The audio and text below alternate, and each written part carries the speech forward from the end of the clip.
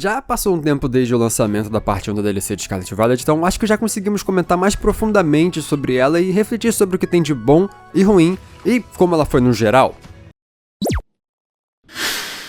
O primeiro tópico é aquele que vai ser menor comentado aqui, porque eu não devo contar toda a história de uma vez, só comentar superficialmente dando spoiler. Então, se você quer saber sobre a história toda primeiro, semana que vem, provavelmente, sai o vídeo resumindo a história da DLC. Mas, para aqueles que já sabem a história ou não ligam pelo spoiler, eu sinto que a DLC não deixa muito claro um ponto importante sobre a criação dela, o frame.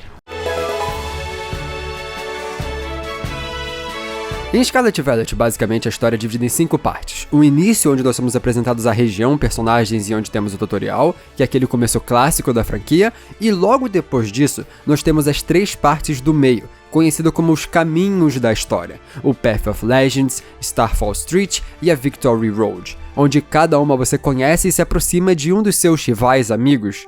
E, no final, a última parte, The Way Home, que é onde você desce a Área Zero e descobre o mistério por trás do buraco de Paldea. Mas por que eu tô falando disso? Acontece que The Teal Mask, a primeira parte da DLC, ela pode ser jogada a qualquer momento depois dessa primeira parte da SV, o tutorial e tudo mais. E o nível dos Pokémon dos treinadores que você enfrenta aqui dependem se você já completou ou não a última parte da história do buraco de Paldea. Então, todas as batalhas vão estar ou no level original, ou então se você já zerou, elas vão ser arredondadas pro level 60. E isso é um ponto importantíssimo porque demonstra o plano original. Se você olhar para o nível das batalhas contra o Kieran, por exemplo, sem você ter zerado, sem ter feito essa parte final do jogo, elas vão do nível 12 no primeiro encontro e vão até o 37 na última batalha. Isso significa que a sua aventura é para, teoricamente, acontecer ao mesmo tempo que Path of Legends, Starfall Street e Victory Road, contando como se fosse uma quarta história e apresentando a você o seu quarto rival amigo. O ritmo da história, inclusive, deixa isso bem claro, porque segue o mesmo estilo de apontar o lugar da progressão, ao mesmo tempo que não te bloqueia nada para exploração, exceto os fatores dos Koraidon e Miraidon não poderem fazer algumas coisas. E isso explica o porquê no começo da história você vem pra cá com 3 outras crianças aleatórias e não um dos seus amigos conhecidos, já que, você não necessariamente já vai ter essa amizade ainda. É uma história para conhecer o seu quarto rival, não para ter todos eles interagindo. Se você parar pra pensar na história da Penny, Nemona ou Arven, você não encontra os outros, só eles. E aqui não é diferente. Então isso é um aspecto importante. Isso aqui serve como uma quarta linha pra você seguir. O level 60, que ele tem que arredondar pra cima, é pra caso você já tenha zerado, que é uma possibilidade muito grande. Eu recomendo, inclusive, você depois que lançar as 2 DLCs, rejogar o jogo contando isso aqui como se fosse uma parte junto do começo da história. Vai fazer muito mais sentido. Até porque, para uma continuação, onde pode ter uma interação, que é a segunda parte da DLC, é só esperar a segunda parte da DLC. Mas, dito isso, aqui na Teal Mask nós conhecemos Kieran e Carmine, nossos 2 rivais amigos que nasceram e cresceram aqui em Kitakami, mas que estudam na Blueberry Academy, que é o lugar da segunda parte da DLC. Inclusive, você é trazido pra cá por Briare, uma professora dessa mesma escola, e a viagem, inclusive, foi feita e planejada por eles também. Sobre ela especificamente, ela é quem vai te buscar em Paldea e comenta com você de ser uma descendente direta do Heath, o primeiro explorador do Área Zero e o escritor do livro Escarlate ou Violeta, e inclusive mais sobre essa história, sim, na segunda parte da DLC.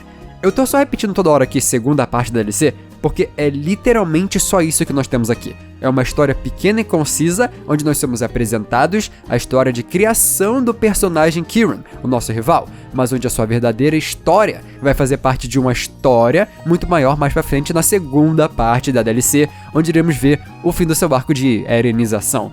Até porque você compra as 2 DLCs juntos e não elas separadas, então não tem o que fazer. Mas, já que a história daqui é bem curta e concisa, é bem resumível. Você é europeu chegando numa vila no Japão, sofre xenofobia de uma garota da vila, derrota ela em combate e descobre que a vila tem um conto sobre um ogro malvadão que matou 3 guerreiros. A Kiança, irmã da garota, acha o ogro odiado pela vila fofo por algum motivo, ele é tratado feito maluco pela irmã, tempo passa, ele tá mais e mais certo de que o ogro odiado na verdade é do bem. Você e a irmã dele descobrem por uma história dos avós que sim, a Kiança estava certa e o ogro é injustamente odiado e que os 3 guerreiros na verdade eram 3 ladrões. Mas por algum motivo ninguém fala pra ele e ainda querem esconder a verdade dele, mas ele escutou tudo. Ele fica muito triste que você mente pra ele, mas esconde enquanto vocês descobrem mais e mais sobre a história ser realmente uma mentira. Vocês encontram o ogro, ela é fofa. História trágica, ah não, mataram o amigo dela, você derrota os 3 ladrões, a criança conta a verdade pra vida inteira, todo mundo simplesmente acredita em tudo, ele se sente salvador do ogro, ainda mais que a sua família era a única que guardava esse segredo da história inteira do ogro. O ogro ainda assim escolhe você, porque é personagem principal, ele fica puto e todos os sentimentos ruins.mp4 e jura se vingar de você algum dia por roubar o Pokémon que não era dele. Mas, pra ser sincero, a história foi bem boa. Ela é cultural pra quem não conhece os contos que a inspiram e apresenta um bom twist com personagens memoráveis sendo apresentados nela. Mas eu acho que tá bom de história, né? Vamos pro próximo tópico. Literalmente a mesma coisa de antes, só que mais otimizado. Eu ouvi que pra algumas pessoas tá ruim, mas a minha recomendação, que funcionou até com um amigo meu, é tirar o jogo do cartão SD do seu Switch e colocar ele pro HD interno do console. Eu sei lá por que as pessoas não pensaram nisso antes, mas é meio óbvio, né? Seu cartão falso da Amazon tem esses problemas. Mas o jogo continua sendo feio. É uma DLC e não um milagre. O jogo roda melhor, mas é também porque o mapa é 1/4 do mapa original de Paldea. Mas até teve algumas coisas novas de mecânica, cabelos novos, roupas novas, olhos novos, máscara pra vestir, cases novos pro seu rotomphone, e com isso a sua Pokédex e mapa agora tem um frame novo baseado na capinha de telefone. Assim como a sua mochila também agora tem um tema da DLC, novos emotes, poses e expressões faciais que você pode usar pra tirar foto agora aqui com o pau de selfie, algumas coisas de foto, mas a mais importante agora tem um filtro na máquina de TM pra facilitar você encontrar o que você quer. Mas nenhum é mais importante do que Ogre Austin, um minigame novo de estourar balão e Tower Defense. Mas isso é legal, você até ganha um Shine novo, é perfeito pra deixar meu short sobre Shines que você ganha de graça, desatualizado, mas, no geral, o loop de gameplay daqui é bem parecido com o Scarlet Violet normal.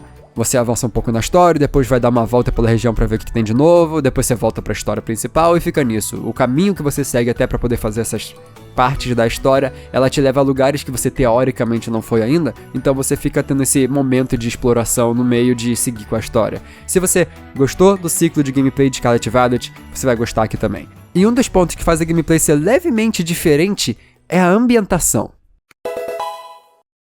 Alguns Pokémon antigos voltaram pra cá e ambientam a região muito bem. A escolha de Pokémon em si se encaixam bem demais com os locais da região, e a maioria são os que foram apresentados nas regiões japonesas mesmo, então faz sentido direto. E quem não foi eu explico num vídeo próprio aqui. Mas, sobre os Pokémon novos, eu estou extremamente triste porque essa DLC tinha duas unidades de Pokémon novos que a gente não tinha sido apresentado por trailer. Só 2. Uma das melhores coisas de jogar Scarlet Violet foi ter conseguido fugir dos vazamentos e ter minha reação genuína gravada a ver todos eles pela primeira vez. Inclusive eu tô postando os cortes dessas cenas lá no Instagram e no TikTok, é @kkcredits nos dois. Mas essa parte divertida de ver Pokémon novos foi bem curta. Afinal, aqui tiveram de novos só a evolução do Poltergeist, que é o Sinistcha, e a Ursaluna 2. E assim, uma é só uma evolução de algo que nós já vimos e o outro é uma nova forma de um bicho recentemente introduzido que, para ser sincero, nem muda tanto. Foi genuinamente a parte mais broxante pra mim, mas acho que é pelo fator de eu gostar tanto de ver os Pokémon novos.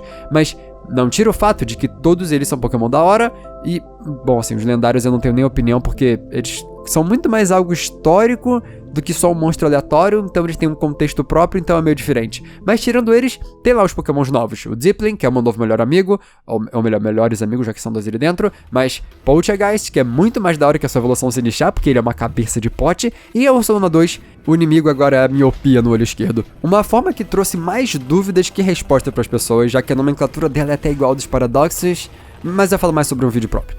Inclusive, a gente também é apresentado a Perrin, que é a descendente lá da Mãe, mas tirando a sua história de superação, ela não tem nada demais pra história daqui no geral. Ela é como se fosse uma side quest própria, o que não tira o fato dela ter um design maneiro. Que nem, na verdade, todo mundo que a gente é apresentado aqui, da NPC do Centro Pokémon, ela tem até um próprio design daqui, e os irmãos de Scarlet Violet, que, vale destacar, a música de um deles.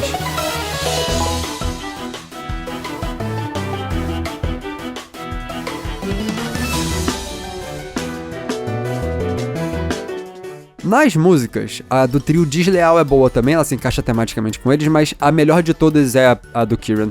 Ela é boa demais porque ela é a mesma durante toda a gameplay, mas lentamente vai mudando. A versão inicial comparada à final, dá pra perceber que acompanha o arco que o personagem passa.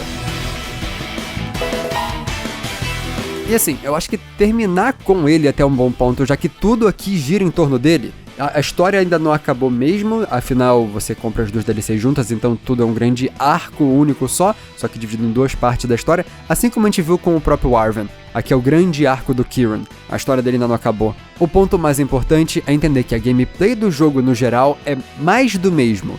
Não muda o que vimos em Paldea pra cá, mesmo sendo uma área com 1/4 do tamanho da outra, mas que essa fração serve pra ser também 1/4 da história dos seus rivais, que a gente vai entender mais sobre na segunda parte da DLC. Então, é uma questão mais complicada. Você vai ter que esperar ver as duas DLCs juntas para poder ter uma ideia do que você acha, e se você olhar pro preço, o preço é metade de um jogo, e isso aqui é 1/4 da região.